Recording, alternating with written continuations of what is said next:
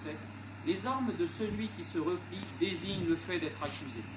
Les armes de celui qui poursuit le fait d'accuser. J'ai observé aussi souvent que cette sorte de rêve a signifié un mariage du même caractère que les armes que l'on tient en main ou que tient le rival contre lequel on se trouve. Et puisqu'on ne saurait présenter clairement les déductions sans avoir recours aux termes techniques même, j'en userai par la suite. Si par exemple on combat contre un prince, on prendra une femme riche, fourbe et qui aime apprimer, riche parce qu'il est couvert d'armes lourdes, fourbe parce que son poignard n'est pas droit, qui aime apprimer parce qu'il attaque. Si l'on combat contre le mirmillon, on prendra une femme belle, modérément riche et fidèle, gardant la maison et obéissant au mari, car ce combattant cède le champ. Il est protégé et sa panoplie est plus belle que la précédente.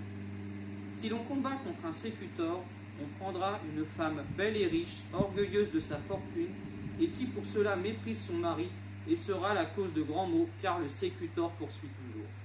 Si l'on combat contre un rétiaire, on prendra une femme sans ressources, portée à l'amour, qui change souvent de place et se donne aisément au premier venu. Lipéus dit que la femme est riche et bien née, mais sans jugeote. L'Écédarius signifie que la femme est paresseuse et sotte. Le Provocator signifie une femme belle et gracieuse, mais effrontée et portée à l'amour. Le Dimachérus et celui qu'on appelle Arbélas indiquent que la femme est une sorcière ou autrement perverse ou laide. Tout cela, je l'écris non pas par conjecture ou en combinant des raisons d'après la seule vraisemblance, mais pour avoir souvent observé les accomplissements qui chaque fois résultaient du rêve. Je viens de vous lire un passage de l'Onirocriticon d'Artémidore.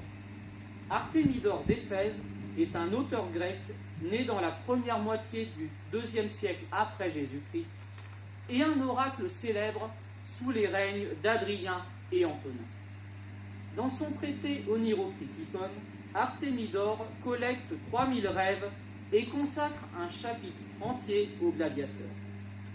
Le texte d'Artémidore est précieux car il aborde la gladiature sur un plan symbolique mais aussi technique.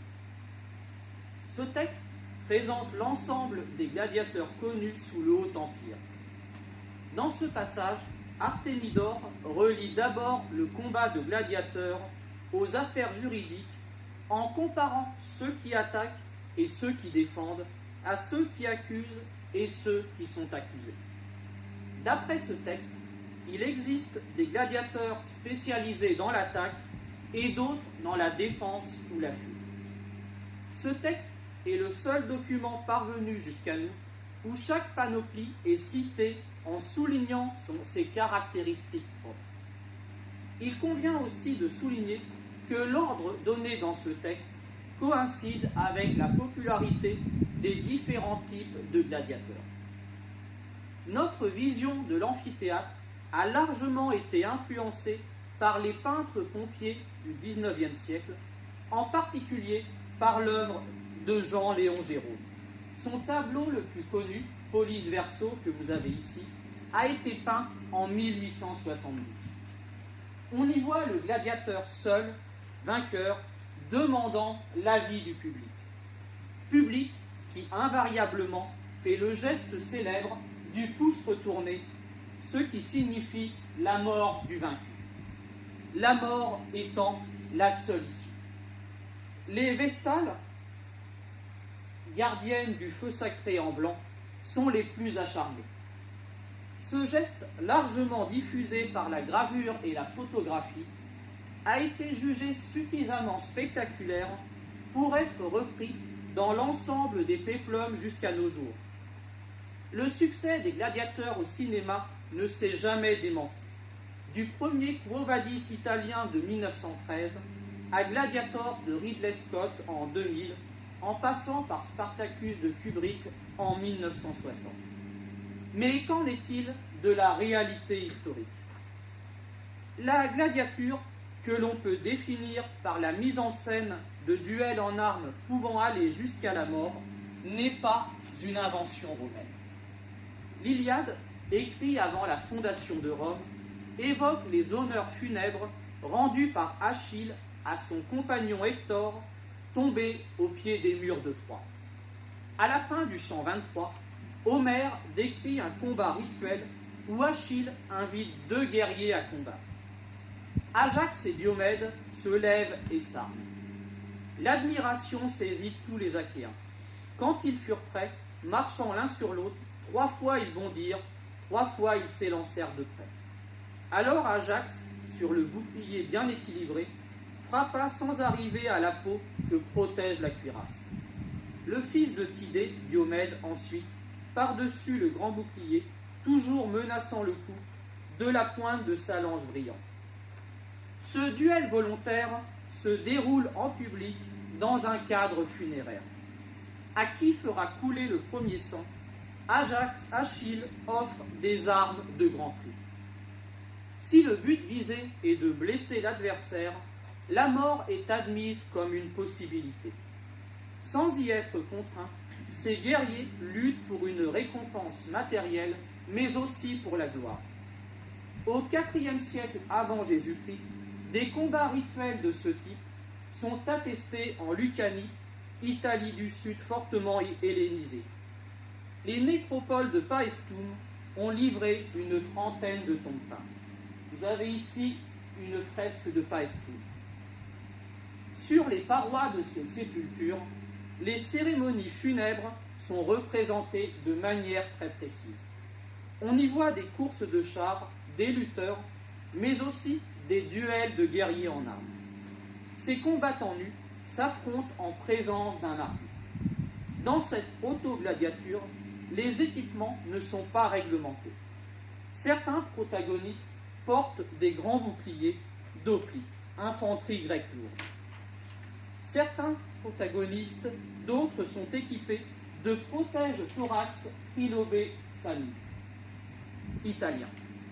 Les adversaires lancent leurs javelots dans la phase initiale, puis s'affrontent au corps à corps, lance contre lance. L'affrontement a lieu avant l'incinération du défunt. Cette pratique évolue à la fin du IVe siècle avant Jésus-Christ à Capoue en Campanie. En 310 avant Jésus-Christ, les Romains, alliés à Capoue, remportent une importante victoire contre les Samnites. Les Romains s'empressent de consacrer les dépouilles des vaincus à leur dieu. Mais les Campaniens, par mépris et par haine des Samnites, s'en servirent pour armer les gladiateurs qui se produisaient au cours des banquets et auxquels resta le nom de Samnite, Tite-Live. La naissance d'une gladiature profane sans lien avec une célébration funéraire. Aucune représentation de ces premiers gladiateurs samnites n'est parvenue jusqu'à nous. Mais Tite-Live nous en livre la description. Voici quelle était la forme du bouclier. Plus évasé vers l'endroit qui couvre la poitrine et les épaules, sa partie supérieure offrait une largeur égale. Sa partie inférieure se rétrécissait en point pour qu'il fût plus maniable. La poitrine était garantie par un tissu de feu et sa jambe gauche par une jambière. Les casques étaient surmontés d'un panache pour qu'ils fissent paraître plus grands ceux qui les portaient. En posture de garde, le guerrier, doté d'un grand bouclier, scutum, place sa jambe gauche en avant avec le côté droit en arrière. Il est logique que seule la jambe gauche soit protégée. Cette petite jambière au créa, placée sur le tibia, vient logiquement prolonger la protection du bouclier. Ce bouclier très maniable peut aussi avoir un usage offensif en percutant l'adversaire. Un ensemble précis d'équipements cohérents, stables dans le temps. On appellera ces équipements armaturae, panoplie. Rome poursuit son expansion. En 293 avant Jésus-Christ, les Samnites sont définitivement vaincus. En 264 avant Jésus-Christ, Volsini, dernière cité étrusque indépendante, est détruite. Cette date correspond également à la victoire romaine de Messine qui marque le début de la première guerre punique. C'est dans ce contexte que la gladiature fait son apparition à Rome.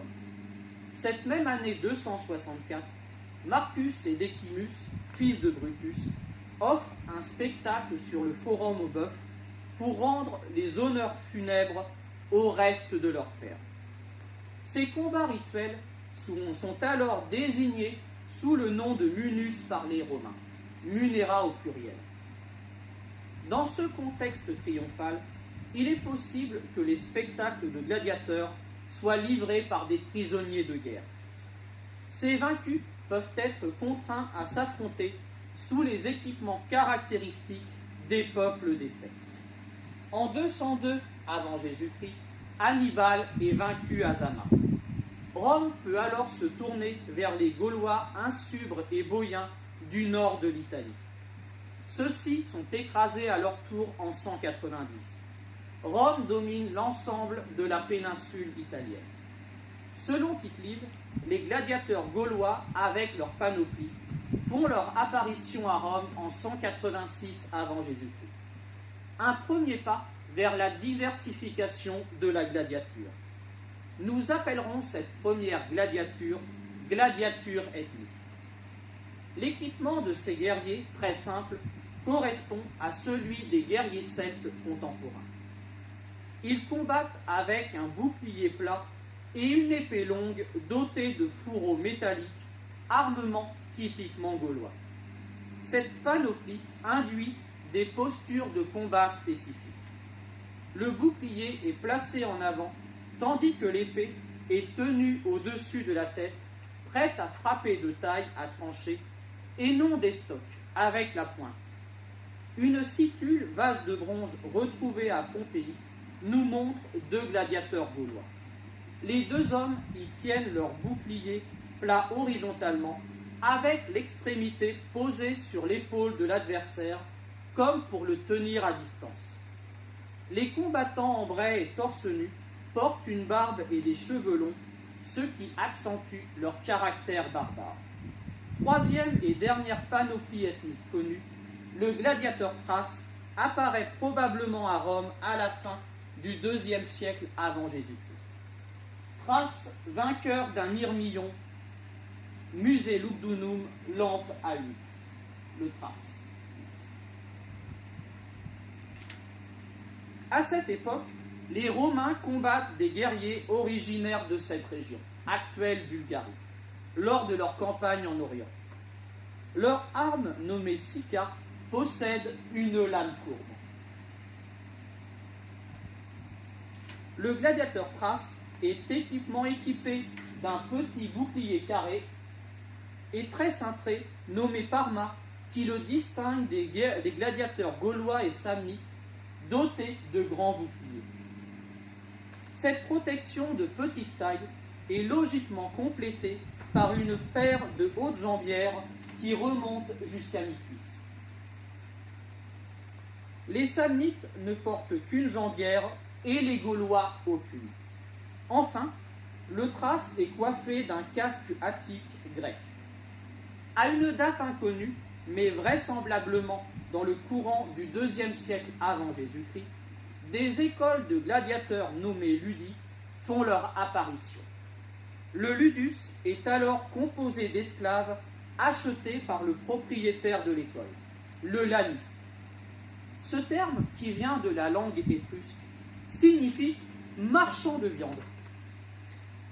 Ces entrepreneurs sans scrupules ont toutefois le souci de proposer des gladiateurs de plus en plus performants.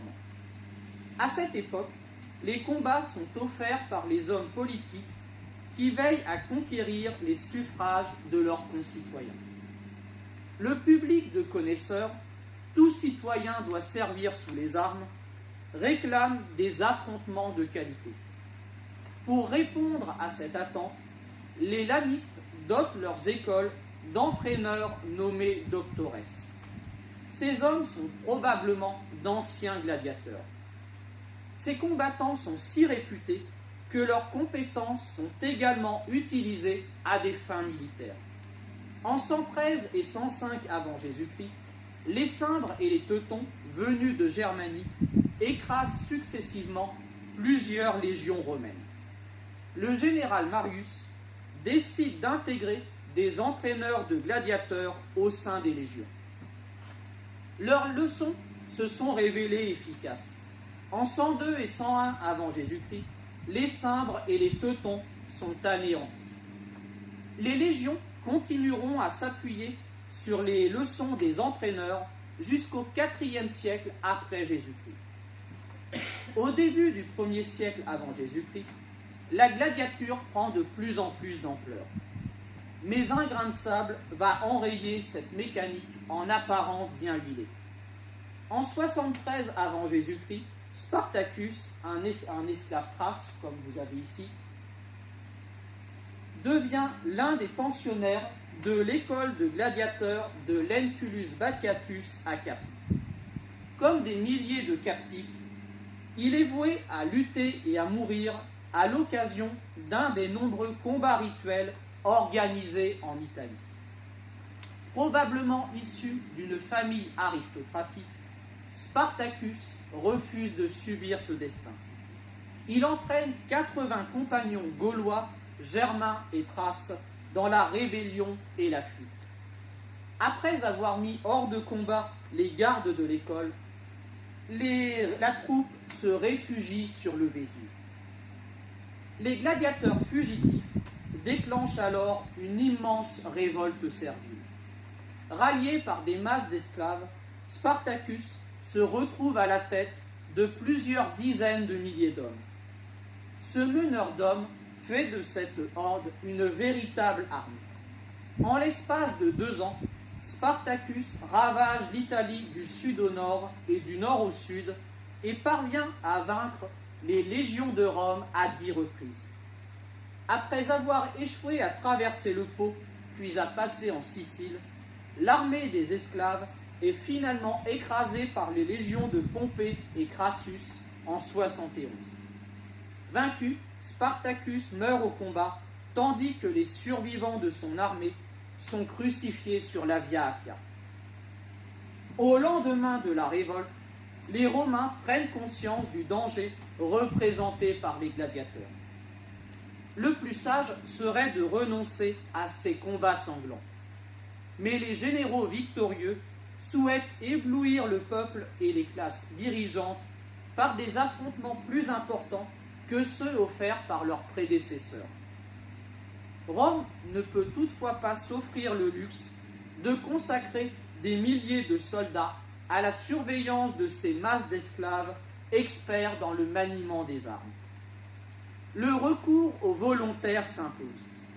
Pour la gloire ou pour l'argent, des hommes libres renoncent à toutes leurs prérogatives juridiques pour devenir pendant quelques années les quasi-esclaves du laniste, le propriétaire de la troupe de gladiateurs.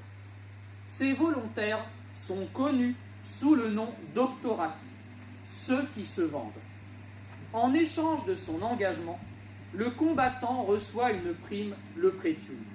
Enfin, il prête un serment qui le rejette au plus bas de l'échelle sociale, le vrai serment des gladiateurs rapporté par Pétrone dans son Satyricon. Nous jurâmes, d'après la formule de Molte, de souffrir s'il le fallait, le feu, les fers, les verges, la mort par le fer, et tout ce que notre maître nous commanderait. Tels des gladiateurs attitrés, nous dévouons à notre maître, de la manière la plus solennelle, nos corps et nos âmes. En 31 avant Jésus-Christ, Octave bat son rival Antoine, qui s'était allié à Cléopâtre à la bataille navale d'Actium. Octave victorieux doit licencier un grand nombre de légionnaires. Une partie de ces soldats partent cultiver leur lopin de terre dans les nouvelles colonies. Mais d'autres veulent continuer à vivre du métier des armes sous une autre forme. La gladiature est un prolongement naturel de la discipline militaire. De leur côté, les esclaves qui combattent dans l'arène ont l'espoir d'obtenir leur libération à l'issue de leur contrat. Ils reçoivent alors leur rudis, un glaive de bois d'entraînement qui symbolise leur affranchissement. En 27 avant Jésus-Christ, Octave devient empereur sous le nom d'Auguste. Le Haut Empire, 27 avant Jésus-Christ, 161 après Jésus-Christ, sera l'âge d'or de la gladiature. Dans ce contexte de rude concurrence entre les écoles, les combattants développent des techniques d'engagement de plus en plus spectaculaires. Pour plus de variété, les lanistes et les entraîneurs imaginent de nouvelles panoplies. À noter que sur les épitaphes des combattants de l'arène, le terme de gladiateur n'est jamais mentionné. On fait toujours référence à la panoplie. Les 1600 représentations de combattants nous permettent de mieux comprendre le déroulement des Jeux. Autre source, les équipements retrouvés pratiquement intacts lors des fouilles effectuées entre 1766 et 1768 à l'école des gladiateurs de Pompéi, 30 pièces au total. Passons en revue les principaux gladiateurs. D'après Artémidore, le provocateur que vous avez ici, se caractérise par sa beauté, sa grâce, son caractère effronté et par le fait qu'il soit porté à l'amour. Bas-relief funéraire du provocateur Anicetus, 1er siècle après Jésus-Christ, musée du Capitole, Rome. Artémidore fait référence au caractère athlétique de ces gladiateurs au grand bouclier, le grand bouclier du provocateur. Ce trait particulier provient sans doute de la genèse des provocatores, les gladiateurs commençant leur carrière par cette panoplie. Les provocatores portent une seule jambière en bronze de 700 grammes sur la jambe gauche. Cette protection couvre le genou, mais sans monter jusqu'à la cuisse. Leurs boucliers sont rectangulaires et convexes comme ceux des samnites, mais plus courts que ces derniers. Ils sont dotés d'un glaive court et pointu. Une manica, protection, couvre l'avant-bras. Par leur forme générale et leur large protège-nuque, les casques ressemblent beaucoup à ceux des légionnaires contemporains, à la différence que ces derniers ne sont pas en bronze mais en fer. Les casques des provocatores pèsent entre 3,5 et 4,5 kg. Apparus au deuxième quart du 1er siècle après Jésus-Christ, la protection du visage absente des casques des légionnaires permet aux gladiateurs d'être plus audacieux dans ses attaques. Les provocatores affrontaient d'autres provocatores en combat miroir, une exception dans la gladiature où on opposait des contraires. Avec 100 représentations, 7% du corpus, le provocateur n'est pas un gladiateur très fréquent. La relative rareté sur les inscriptions funéraires, 8%, démontre que les gladiateurs revendiquaient rarement cette panoplie sur les épitaphes. Le caractère passionnel de ce sport reposait en fait sur l'opposition entre les gladiateurs parmatiques, dotés d'un petit bouclier que sont les thraces et les oplomaques, et d'autre part les scutati, dotés d'un grand bouclier cintré, à savoir les myrmillons. C'est le couple phare du 1er siècle avant Jésus-Christ et au siècle suivant. On est petit bouclier ou grand bouclier. Cette passion touche jusqu'aux empereurs, comme en témoigne Suétone. Aesius Proculus, fils d'un centurion primipile et remarquable par sa taille et sa beauté, avait été surnommé l'amour colosse. Caligula, l'apercevant sur un des bancs de l'amphithéâtre, le fit saisir sur le champ et descendre dans l'arène, où il lui opposa d'abord un thrace, puis un oplomaque. Proculus les vainquit tous les deux. Citoyen respectable, Proculus appartient à l'ordre équestre, le second en dignité et richesse derrière l'ordre sénatorial. Il est chevalier, ce qui explique sa place dans les premiers rangs des gradins. Le jeune chevalier est brutalement contraint à combattre par l'empereur. Caligula, 37-41 après Jésus-Christ, est partisan des petits boucliers. Il charge un de ses gladiateurs favoris, un thrace, d'exécuter Proculus dans l'arène. Proculus est doté d'un armement qui est certainement celui d'un Myrmillon, que vous avez ici. Myrmillon, gladiateur nommé Chrysampélos, 2e siècle après Jésus-Christ, Ankara. Mais le beau colosse est fils de centurion. Il est sans doute formé depuis l'enfance au maniement des armes. De plus, l'usage du grand bouclier, arme emblématique de la Légion romaine, ne doit pas lui être étranger. Proculus réussit à vaincre le champion de l'empereur ainsi qu'un oplomate. Ces victoires suscitent la joie des partisans des grands boucliers et la fureur de l'empereur. Caligula préfère alors réduire à l'impuissance le héros du jour en l'humiliant hors de l'arène avant de le faire égorger. Proculus avait été doté d'une panoplie de myrmillons. D'après Artémidore, le myrmillon est lié à une richesse modérée, à la beauté de sa panoplie et à un esprit défensif. Le myrmillon porte la petite jambière des Samnites, un grand bouclier cintré, richement décoré, et le glaive court. Ce gladiateur au grand bouclier est plus défensif car il garde la maison.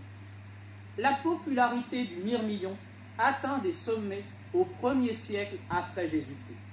Il est notamment représenté sur des lampes à huile produites en série. Le myrmillon est opposé au thrace. D'après Artémidore, le thrace se caractérise par sa richesse, sa fourberie et son caractère offensif. Vous avez ici la phase finale d'un combat. Le thrace, ayant perdu son bouclier, se jette sur le myrmillon. Bat Prosnac, 3e siècle après Jésus-Christ. Le thrace a 2 grandes jambières métalliques. Vous avez ici le thrace qui a perdu son bouclier. Donc il a 2 grandes jambières métalliques, ici et ici, un glaive courbe qu'il peut utiliser dans différentes directions et un petit bouclier qui l'oblige à conserver l'initiative face à un myrmillon mieux protégé et donc porté à la défensive. C'est la seule panoplie ethnique à avoir survécu tout au long du Haut Empire. Avec 23% du corpus iconographique, le thrace constitue le gladiateur le plus souvent représenté avec le myrmillon. Sur le plan des inscriptions, il arrive en 3e position derrière le myrmillon et le rétiaire, avec presque 20% du corpus. Ces représentations très variées concernent aussi bien les modestes lampes à huile que les peintures murales ou les mosaïques les plus raffinées. Les partisans admirent le caractère élaboré de son escrime. Son petit bouclier rond n'est pas seulement un élément évocateur des guerriers orientaux, mais surtout une arme caractéristique qui induit une façon de combattre très particulière. Artémidore, qui place le thrace au premier rang des panoplies dans son énumération, met en avant son glaive courbe, symbole de fourberie. Le thrace peut porter des coups à la figure de son adversaire en le frappant du côté droit du casque. Cette forte identité, alliée à une technique élaborée, explique la longévité du thrace qui perdure pendant plus de 500 ans. Autre couple vedette de la gladiature, le rétiaire et le sécutor. D'après Artémidore, le rétiaire se caractérise par sa pauvreté, sa mobilité et son caractère porté à l'amour qui le pousse à se donner au premier venu. Mosaïque de la Villa Nenig en Allemagne, représentant un combat entre un rétiaire et un sécutor en présence d'un arbitre. Unique gladiateur lié à la pauvreté, le rétiaire est également le seul à être dépourvu de casque, de bouclier et de jambière. Mais cette légèreté explique sa mobilité. S'il est, selon Artémidore, porté à l'amour, c'est sans doute parce qu'il est le seul à combattre à visage découvert. Cette particularité doit l'assimiler à la prostitution, car il s'offre à tous les regards, contrairement aux autres gladiateurs qui ont la pudeur de cacher leur visage. En revanche, son aspect plus humain lui vaut davantage de succès féminin que les autres gladiateurs.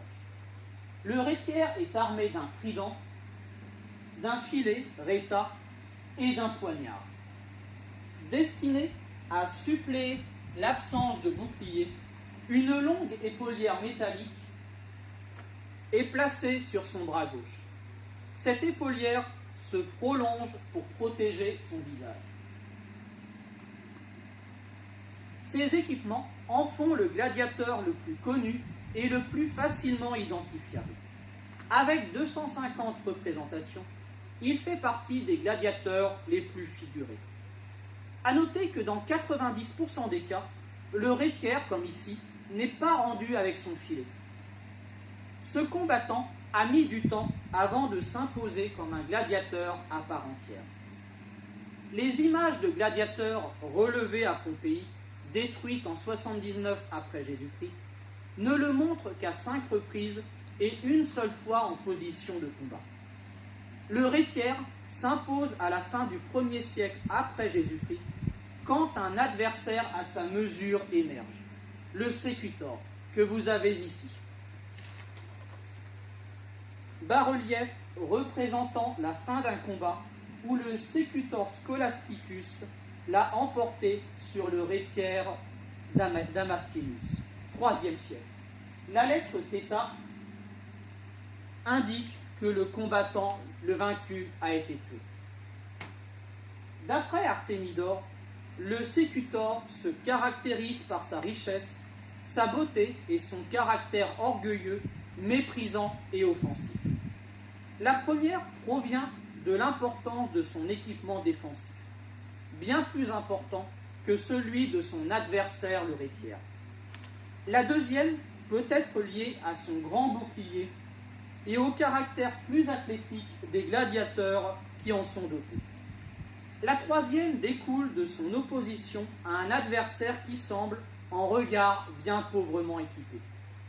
Enfin, s'il est offensif comme le Thrace, c'est que le terme sécutor signifie le poursuivant, face à un adversaire mal protégé et fuyant. Ces combattants portent un grand bouclier, une petite jambière sur la jambe gauche et un glaive. Le bouclier peut également être utilisé en percussion contre le rhétière. Ces équipements pourraient les faire prendre pour des myrmillons. Mais une innovation décisive apparaît sous le règne de Vespasien, 69-79 après Jésus-Christ. Un casque adapté qui rééquilibre ses chances face aux rhétières. Cette protection permet aux sécutores de poursuivre leurs adversaires. Ce casque, le voici. On en a découvert en 1767 dans la caserne des gladiateurs de Pompéi. Entièrement en bronze, il mesure 40 cm de haut et pèse 3,3 kg. Un accessoire de fil. Il est toutefois bien réel. Un casque sans visière. La grille de protection faciale est remplacée par 2 trous circulaires. Vous en avez un ici. Autre caractéristique, un signet, le haut du casque, très fin et profilé en demi-lune. Une protection intégrale destinée à parer la puissance de frappe du trident du rhétière. Pour la partie la plus exposée au coup du trident, le sécutor possède une protection supérieure à 10 mm. Un blindage sans commune mesure avec les autres casques de gladiateurs. Les ouvertures oculaires du casque n'ont qu'un diamètre de 31 mm, qui ne permet pas au trident ni à la dague de pénétrer à l'intérieur. Ce choix entraîne une bonne protection face au trident, face au sécutor, mais aussi une vision extrêmement réduite et une absence de ventilation. Autre caractéristique, le signet, le haut du casque, constitué de 2 pièces de tôle très fines en forme de croissant de lune. Cette absence d'arête vive offre un minimum de prise au filet du Iotrident. Malgré sa naissance tardive, le duel Rétiaire-Sécutor rencontre un succès extraordinaire au IIe-IIIe siècle. Avec plus de 600 occurrences, Rétiaire et Sécutores font pratiquement jeu égal avec l'autre couple phare, Thrace et Myrmillon, apparu un siècle plus tôt. Il y avait d'autres gladiateurs comme l'Oplomaque à la lance, mais aucun ne déchaînait autant les passions que les deux couples vedettes. Pour comprendre la vie quotidienne des gladiateurs sous le Haut-Empire, il faut s'introduire au sein de leurs écoles. Le Ludus Magnus de Rome, caserne des gladiateurs bâtie sous Domitien, 81-96 après Jésus-Christ, à proximité du Colisée. Après s'être lié par un contrat à un laniste, le nouveau combattant intègre une famille de gladiateurs. À Pompéi, les gladiateurs vivent dans un ensemble de bâtiments situés à proximité immédiate du théâtre. Ces constructions s'organisent autour d'une vaste esplanade bordée par un portique. À l'ombre de cette colonnade, les amateurs peuvent assister aux exercices de leurs champions en gravant parfois leur nom sur les murs. Ces gladiateurs sont à la fois méprisés et rejetés, comme le sont les bourreaux et les croque-morts, mais aussi admirés pour leur courage et leurs exploits. Sous les ordres de leurs entraîneurs, ils subissent chaque jour un entraînement intensif. Ces doctores sont d'anciens gladiateurs victorieux. Les exercices s'enchaînent sans relâche. Au quotidien, les gladiateurs pratiquent la course en armes, le saut en longueur, le pugilat et le pancrace, la lutte. Mais le maniement des armes occupe le plus clair de leur temps.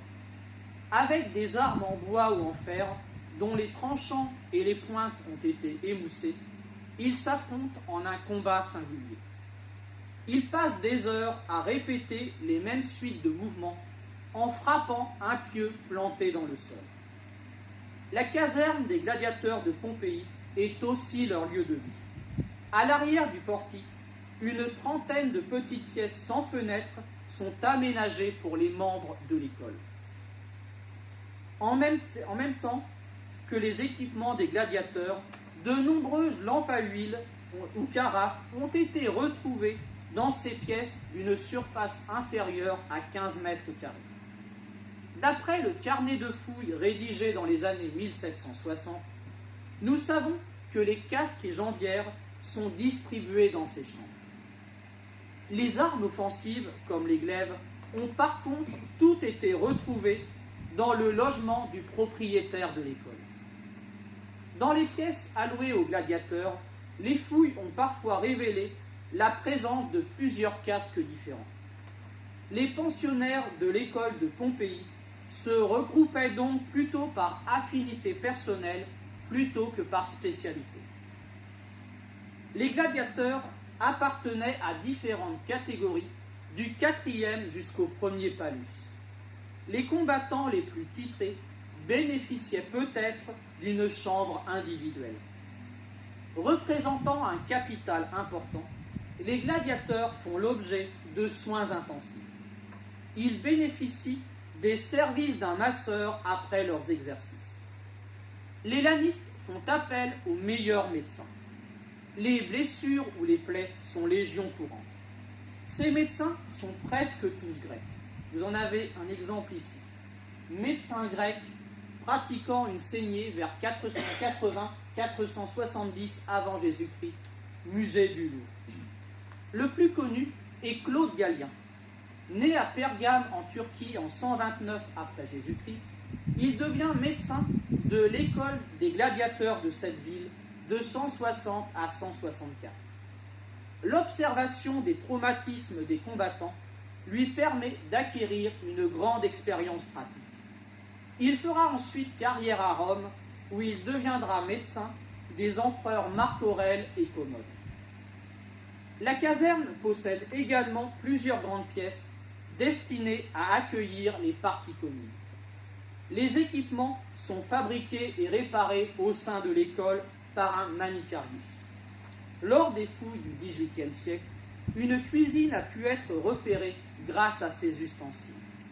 Une pièce plus vaste constituait sans doute le réfectoire où l'ensemble des membres de la famille prenaient les repas préparés à leur intention. En effet, les combattants volontaires vivent souvent en famille à l'intérieur de l'école. 28 squelettes ont été découverts dans la caserne de Pompéi. Parmi ces victimes de l'éruption du Vésuve, 18 ont tenté de trouver refuge dans la plus grande salle, dont des femmes et des enfants. Du fait de leur appartenance à un monde de parias, ces femmes n'ont guère d'autre choix que de veiller au fonctionnement des cuisines, tandis que leurs enfants participent à quelques travaux d'entretien. Dans l'ensemble du monde romain, des dizaines d'épitaphes de gladiateurs ont été retrouvées. Beaucoup d'entre elles ont été financées par leurs épouses. À Milan, le sécutor Urbicus, mort à 22 ans, laisse une femme qui a passé 7 ans avec lui et qui lui a donné 2 filles, dont la plus jeune n'a que 5 mois. Vous avez ici la stèle du sécutor Urbicus. Toutes ces familles sont solidaires entre elles. La troupe de gladiateurs fonctionnait comme une corporation professionnelle dont les membres sont solidaires jusque dans l'organisation des funérailles. Les femmes des gladiateurs morts au combat restent avec leurs enfants au sein de la famille et passent souvent sous la protection d'un autre combattant. Optata à Nîmes a été tour à tour la compagne du rhétière Pompeius et du Thrace Aptus, avant de les enterrer tous les deux. On le voit, la mort est omniprésente chez les gladiateurs. Il n'y avait pas beaucoup de retraités. Pourquoi s'engager ? Les combattants recherchent la gloire et l'argent. Au terme d'un parcours de 17 combats, un gladiateur libre touchait 37 000 sesterces. Un légionnaire gagnait 900 sesterces par an. Mais on les associe aussi à des conquêtes amoureuses. Les gladiateurs sont-ils des bourreaux des cœurs ? Les murs de Pompéi conservent le souvenir du Thrace Elladus et du rhétière Crescens, tous deux surnommés maîtres des jeunes filles. Juvénal témoigne aussi de ses succès dans l'une de ses satires. Marié à un sénateur, Épia a accompagné une école de gladiateurs jusqu'au Pharos, jusqu'au Nil. Oublieuse de sa maison, de son mari, elle abandonne ses enfants en pleurs, la scélérate. Quels sont les charmes qui enflamment Épia de la sorte ? Qu'a-t-elle vu pour supporter d'être traitée de fille à gladiateur, Lydia ? Voici Serviolus. Son bras tout tailladé laissait espérer la retraite. Sa figure était enlaidie par plus d'une misère. Grosse bosse au milieu du nez, toute meurtrie par le casque, âcre humeur coulant continuellement d'un de ses yeux. Mais c'était un gladiateur. C'est le fer qu'elles aiment. Un énorme scandale. Épia, femme de la haute aristocratie, n'hésite pas à tout abandonner pour partager l'opprobre des gladiateurs. Elle suit un combattant confirmé jusqu'à Alexandrie. L'érotisme des gladiateurs touche toutes les classes sociales. Les empereurs s'approprient un levier de popularité plus général en offrant eux-mêmes les plus beaux combats. Lorsqu'il fait le bilan de son règne dans ses Res Gestae, Auguste s'enorgueillit d'avoir offert 10 000 gladiateurs et 3 500 bêtes sauvages à l'occasion des combats rituels qu'il a organisés. Son principat ayant duré 40 ans, ce chiffre correspond à 125 paires de gladiateurs par an sur l'ensemble de son règne. Le peuple en redemande, écrivant à la fin du 1er siècle après Jésus-Christ, Juvénal jette un regard critique sur cette foule qui se presse pour assister au jeu que lui offre la dynastie des Flaviens, 69-96 après Jésus-Christ. Que fait-elle la tourbe des enfants de Rémus ? Elle suit comme toujours la fortune et déteste les perdants. Depuis qu'il n'y a plus de suffrage à vendre, le peuple se moque de tout. Lui qui jadis distribuait tout, les pleins pouvoirs, les faisceaux, les légions, il a bien rabattu de ses prétentions et ne souhaite anxieusement plus que deux choses, du pain et des jeux. Vous avez ici Pompéi, la rixe de 59.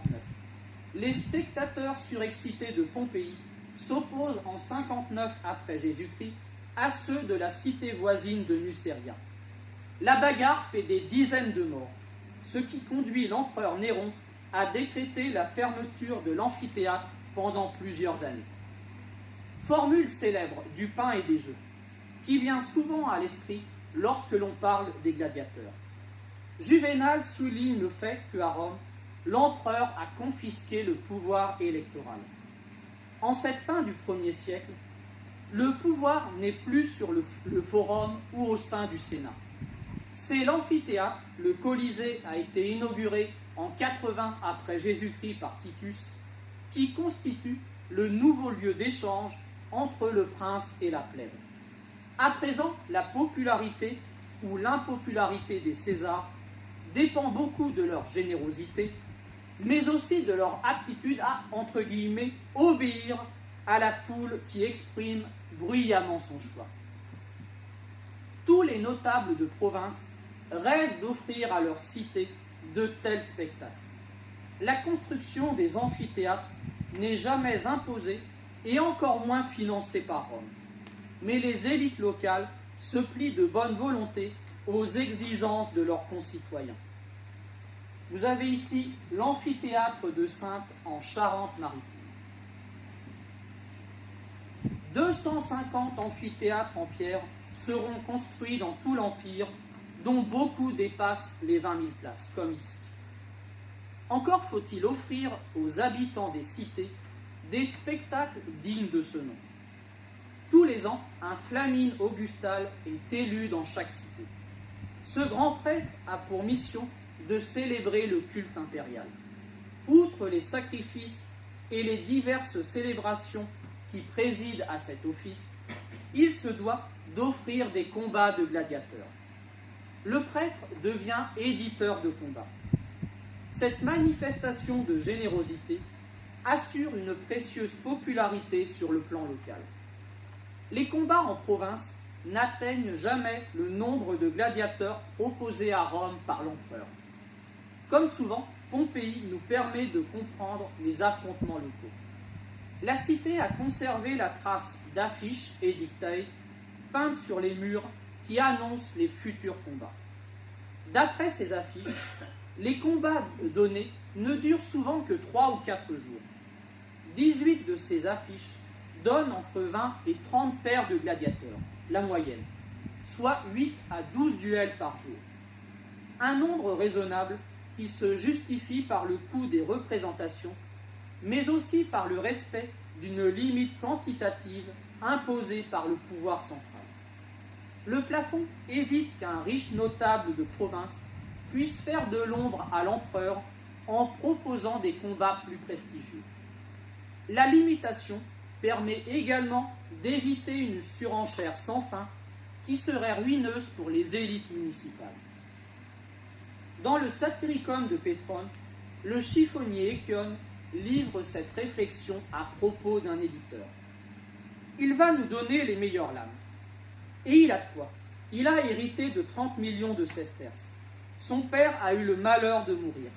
Quand bien même il en dépenserait 400 000, son patrimoine n'en souffrira pas et son nom ne s'oubliera jamais.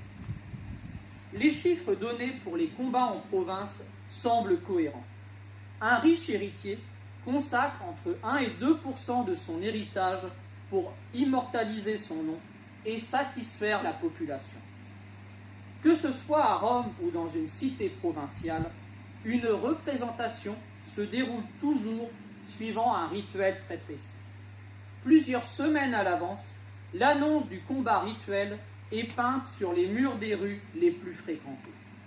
En grandes lettres rouges, les affiches indiquent le nom de l'éditeur, le nombre de gladiateurs engagés, leur panoplie et le palmarès de chaque combattant. la veille du grand jour, un défilé solennel a lieu à travers les rues de la cité. Vous avez ici un bas-relief provenant d'un tombeau découvert dans la nécropole de la Porte Marine à Pompéi, milieu du 1er siècle après Jésus-Christ. Cette sculpture ornait la tombe d'un éditeur. Elle représente sur le registre supérieur la pompa des gladiateurs, défilés, avec l'éditeur en tête. Au centre, 5 paires de gladiateurs s'affrontent. Le registre inférieur est dédié aux chasses. Chaque combattant est présenté à la foule par la voix d'un crieur public, praetor. Aux côtés des gladiateurs marchent des valets de l'arène. Ces ministries présentent les armes qui seront utilisées pendant le combat. On présente aussi les palmarès et les palmes et les couronnes de laurier, ainsi que les bourses pleines d'argent destinées aux vainqueurs. Des panneaux portés par des serviteurs rappellent le nombre de victoires remportées par les combattants et le prix qu'ils ont coûté à l'éditeur. Lorsqu'une représentation est offerte par l'empereur ou par un magistrat municipal, le spectacle est gratuit. Pas question de s'installer là où l'on veut dans l'amphithéâtre. Les spectateurs placés au plus près de la piste appartiennent tous à la classe dirigeante. La cité honore aussi ses partenaires commerciaux. À Nîmes, une inscription réserve 25 places du premier rang à la Corporation des bateliers notices de Louvèze et de l'Ardèche et 40 autres à ceux du Rhône et de la Saône. À Rome ou en province, on se déplace rarement seul pour assister à ces combats, mais plus généralement en corps constitué. Les spectateurs, qui occupent les places les plus modestes au sein de la cité, comme les femmes et les esclaves, sont placés tout en haut des gradins. Ils ont tout de même le droit d'assister au spectacle. Qu'ils se déroulent à Rome ou en province, ces jeux revêtent toujours un aspect officiel et sacré sous le Haut Empire. Avant toute chose, une cérémonie religieuse dédiée à l'empereur et aux dieux de la cité est célébrée au sein de l'amphithéâtre. La journée débute par les chasses. Elles opposent des bêtes sauvages entre elles. Ensuite, les chasseurs, venatores, des professionnels distincts des gladiateurs, affrontent les animaux sauvages au péril de leur vie. Les gladiateurs n'affrontaient jamais les bêtes sauvages. À midi, les condamnés à mort sont exécutés. Mais le public attache peu d'importance à ces exécutions. Ils viennent voir des beaux combats. La plupart du temps, les spectateurs préfèrent aller se restaurer dans les petites boutiques qui pullulent autour de l'amphithéâtre. Puis, une fois les condamnés à mort expédiés, on se hâte de rejoindre sa place dans les gradins. Avec l'après-midi, vient le moment tant attendu de l'entrée des gladiateurs. La chaleur est souvent insupportable. C'est avec soulagement que le public assiste au déploiement du vélo. Au-dessus de l'amphithéâtre, des marins manœuvrent des grandes voiles de lin.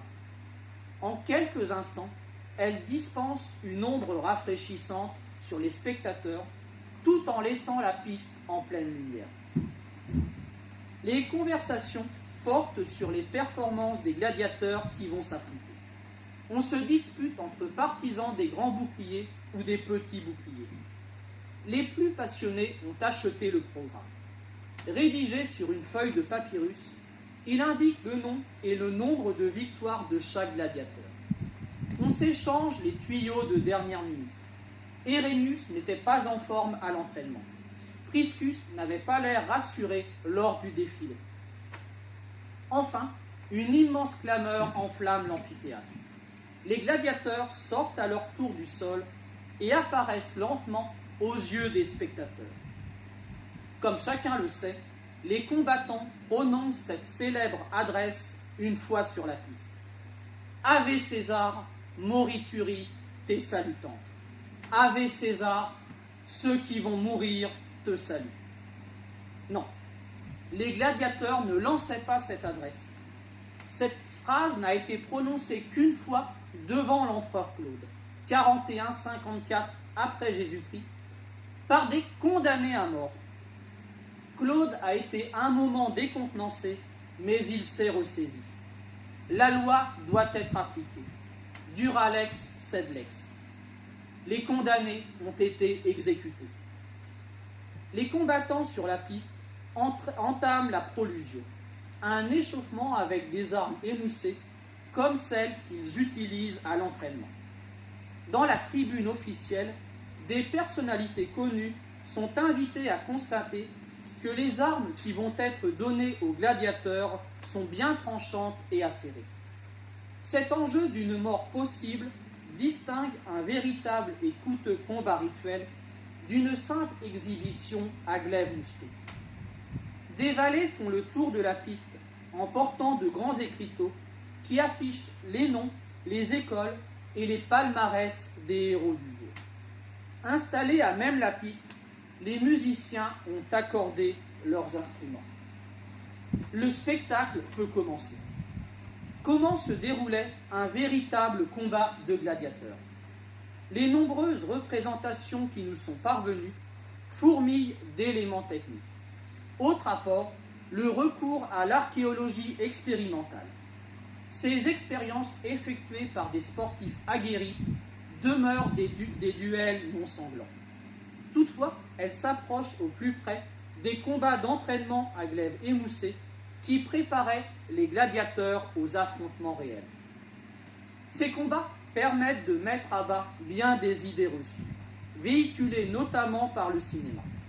Encore une fois, nous allons nous appuyer sur un document provenant de Pompéi, un graffiti que vous avez ici du 1er siècle après Jésus-Christ. Un spectateur présent dans l'amphithéâtre a représenté l'issue du combat opposant le Thrace Priscus au Myrmillon Herennius, le couple phare du 1er siècle après Jésus-Christ. Le Myrmillon Herennius est reconnaissable à son grand bouclier et à sa dague. C'est un combattant libre, elle, libère. Il a 18 victoires à son actif. Il a terminé son contrat avec le laniste. En général, le contrat se terminait après 17 victoires, 17 combats. Sa carrière bien remplie aurait pu s'arrêter là, mais il a préféré continuer. Il aurait pu renouveler son contrat avec son laniste, mais il a préféré combattre pour lui-même. Face à lui, le Thrace Priscus est le combattant au petit bouclier et aux 2 jambières. Il appartient à l'école néronienne de Pompéi, N. Il n'a que 6 victoires à son actif. Il joue gros.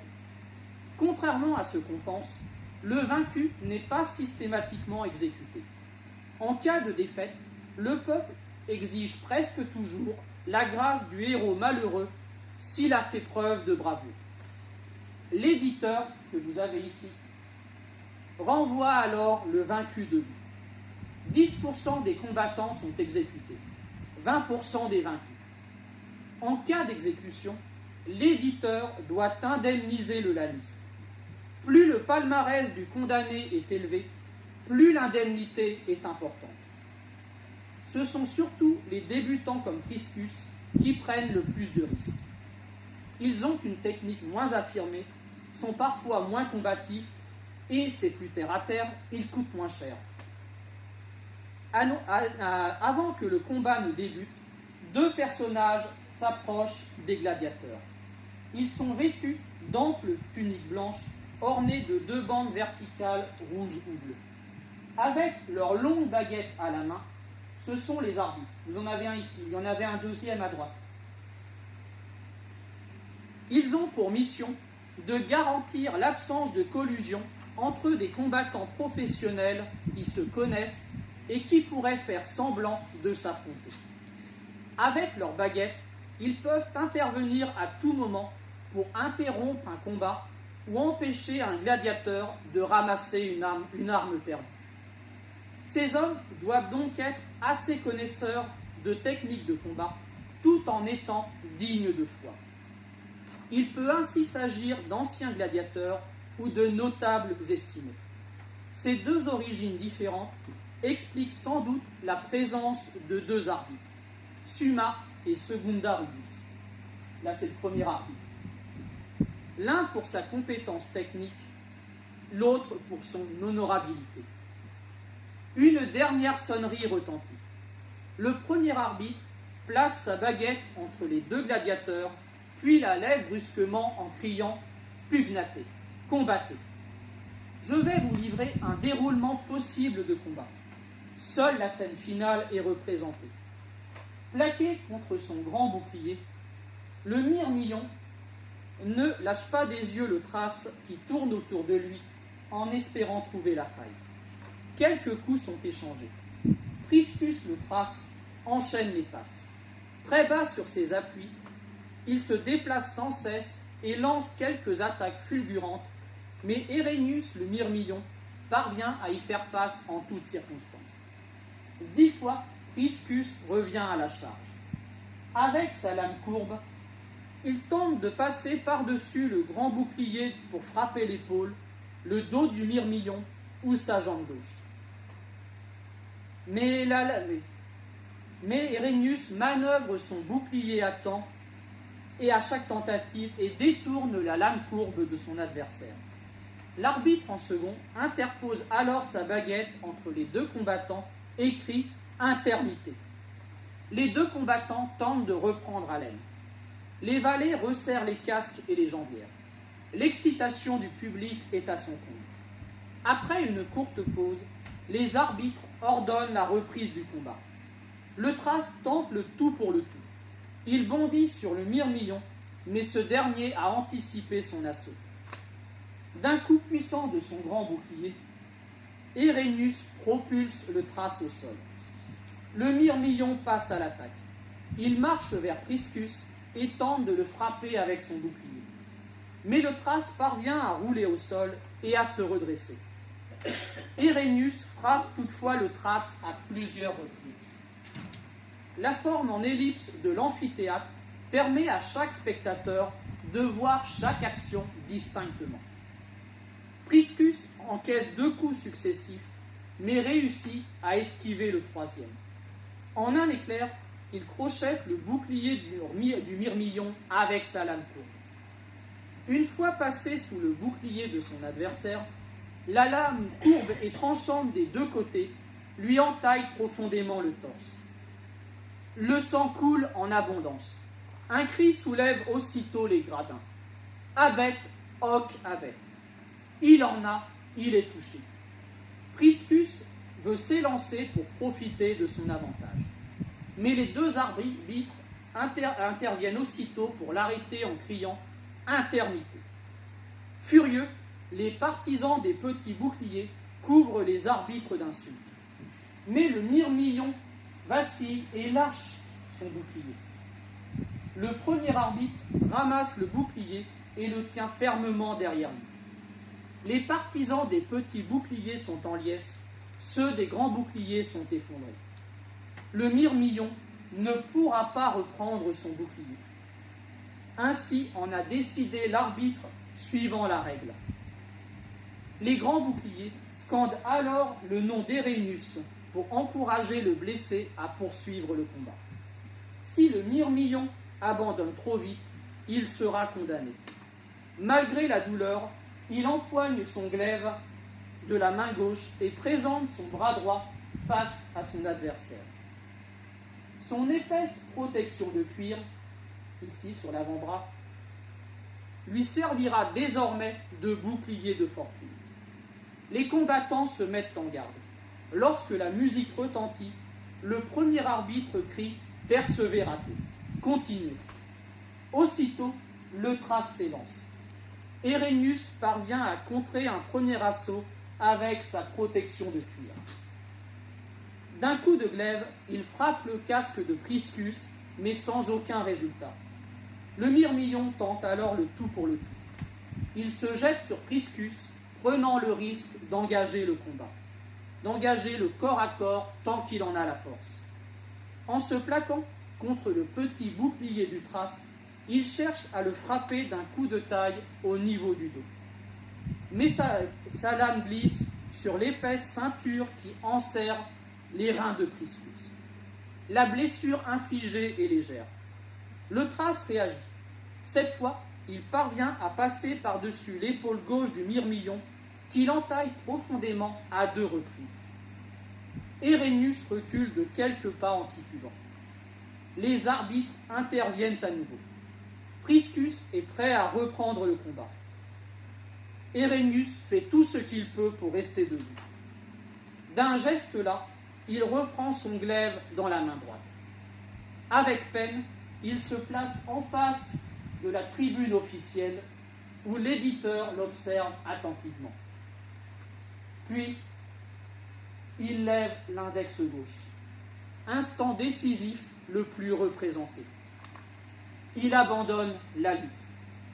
Le combat n'a duré que 3 ou 4 minutes. Impossible de tenir plus longtemps. Le sang ruisselle sur le corps d'Hérénius. Tandis que 2 valets lui retirent son casque, il titube et manque de s'évanouir, mais le second arbitre intervient pour le soutenir. La baguette dans sa main, le premier arbitre se retourne vers l'éditeur afin de connaître sa décision. Alors que tous les regards sont tournés vers lui, l'éditeur se lève et interroge le public du regard. Quelle sera la décision du public? Pouce levé, la vie, ou pouce baissé, la mort? Ni l'un ni l'autre. C'est une scène de peinture ou de péplum. En revanche, certains spectateurs agitent frénétiquement leur mappa, serviette, en criant « Mité, renvoie-le » pour demander la mission, renvoi du vaincu debout. Les autres tendent la main ouverte et la dirigent vers Hérénius en criant « Jugula oxydé » égorge-le, tue-le.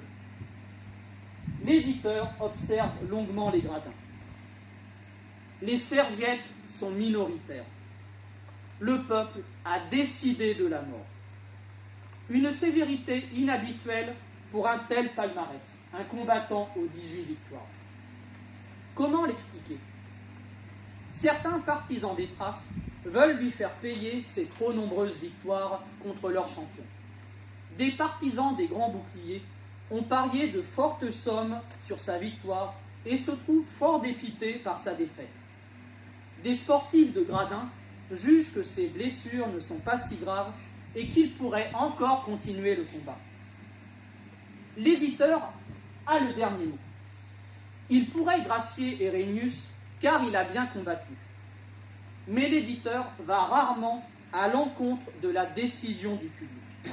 Cela passerait pour du mépris et serait préjudiciable pour sa réputation car il compte bien poursuivre sa carrière politique. De plus, chacun sait qu'il préfère les Myrmillons. Assis sur son siège, l'éditeur lève la main droite. Du geste et de la voix, le crieur public demande le silence. L'éditeur abaisse alors lentement son bras et dirige sa main ouverte vers Hérénius.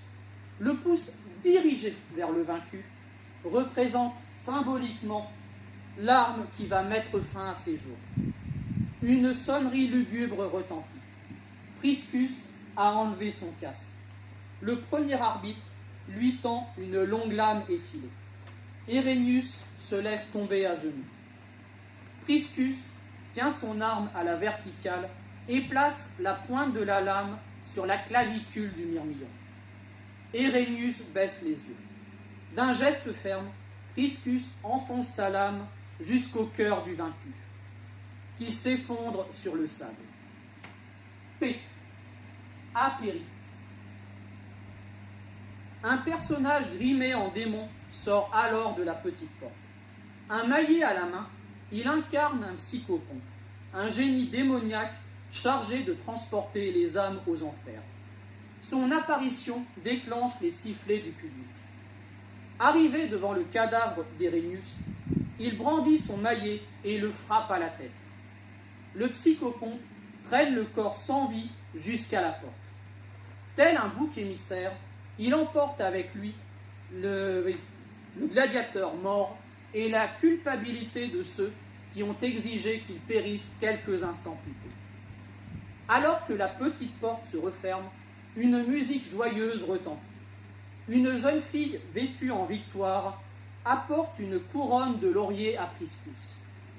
Le trace triomphe en faisant le tour de l'arène jusqu'à la tribune officielle où l'éditeur lui lance, de mauvaise grâce, une bourse pleine de deniers d'argent.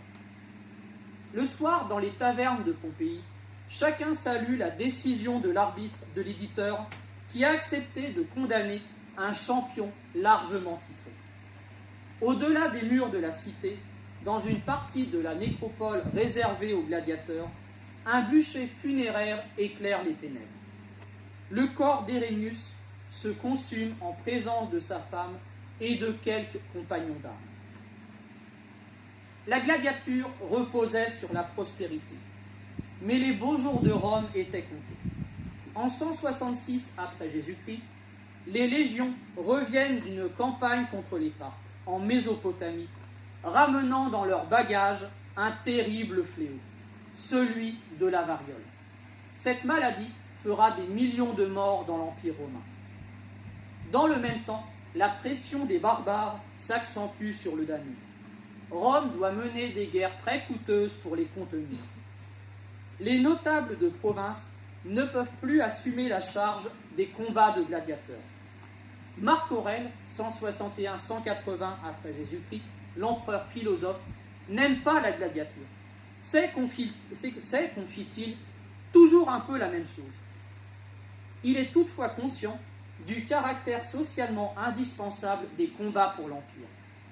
Agissant à l'encontre de ses convictions, il renonce en 177 à la totalité des impôts sur la gladiature que l'État prélevait jusque-là. Une perte considérable. Les combats étaient taxés à hauteur de 25 à 30%, soit un gain de 20 à 30 millions de sesterces pour les finances publiques. La solde de 4 à 6 légions sur la trentaine que comptait l'armée romaine à cette époque. Mais ce n'est qu'un sursis. Marc Aurèle meurt en 180 après Jésus-Christ. Son fils Commode lui succède, 180-192 après Jésus-Christ. À l'inverse de son père, Commode nourrit une passion dévorante pour la gladiature, ce qui le pousse à revêtir la panoplie du sécutor pour se produire dans l'arène. Ses dagues sont authentiques, mais face à lui, les pauvres héritières désignées pour l'affronter n'ont que des armes de bois. Leurs défaites systématiques permettent à l'empereur de se proclamer prince des sécutores. Il revendiquera un palmarès de 1000 victoires. Ces parodies dégoûtent les Romains qui s'empressent de quitter le Colisée. La gladiature est discréditée. Dans la seconde moitié du IIIe siècle, la documentation se fait de plus en plus rare. L'anarchie militaire, 235-285, frappe durement l'Empire romain. Les incursions barbares et l'instabilité politique contribuent à un appauvrissement généralisé. Le financement des combats se tarit et les écoles ferment. Au IVe siècle, la pratique ne concerne plus que l'Italie. La mosaïque de la Villa Borghese que vous avez ici constitue l'un des rares témoignages de cette époque. Mosaïque de la Villa Borghese représentant des rétières et des sécutores vers 320 après Jésus-Christ. La vingtaine de gladiateurs appartiennent tous au couple rétière-sécutor. Les casques des sécutores n'offrent plus de demi-lune qui permettent de se débarrasser du filet. Le filet des rétières n'est plus en usage à cette époque. On remarque aussi la disparition des arbitres. Le sang coule en abondance. La mort devient la seule issue. Cette gladiature dégénérée est toujours convoquée pour illustrer la gladiature dans son ensemble. Les historiens contemporains actuels s'appuient également sur les écrits chrétiens de cette époque qui ne font que décrire une pratique caricaturale. Constantin, 306-337 après Jésus-Christ, proclamera une loi qui interdira aux soldats de s'engager auprès des lanistes. Les rares notables qui veulent offrir des spectacles recourent à de pauvres airs. En 401, Symmachus souhaite célébrer dignement la prêture de son fils. Aucun laniste ne lui procure de gladiateur. Il doit user de ses amitiés à la cour pour obtenir de l'empereur 29 prisonniers de guerre saxons. En 443, victime d'un tremblement de terre, le Colisée perd définitivement sa fonction d'édifice de spectacle. Les gladiateurs ne fouleront plus les arènes, le sable des arènes du monde romain.